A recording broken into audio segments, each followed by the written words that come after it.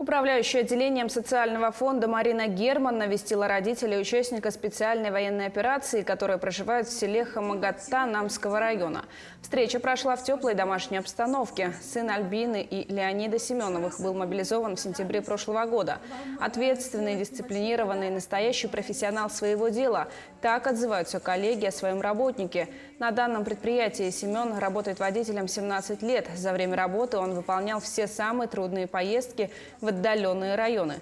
Коллеги выразили огромную благодарность за воспитание сына, отметили, что испытывают чувство гордости за коллегу, проявившего профессионализм и мужество. Отделение социального фонда не первый раз уделяет большое внимание поддержке семьям мобилизованных. С начала специальной военной операции представители ведомства неоднократно оказывают материальную помощь, интересуются их нуждами, помогают в разрешении отдельных проблемных вопросов. А сегодня они поздравили маму военнослужащего с праздником весны. Альбина Семенова, в свою очередь, выразила большую благодарность коллегам своего сына, а также администрациям Наслега и района, со стороны которых чувствуется особое внимание, поддержка и забота.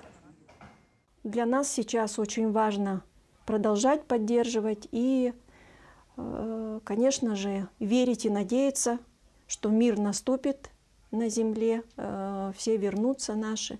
В преддверии 8 марта хотелось бы поздравить самых сильных женщин сейчас России, самых сильных женщин Якутии, которые с надеждой и верой, и то, что будет все мир на земле.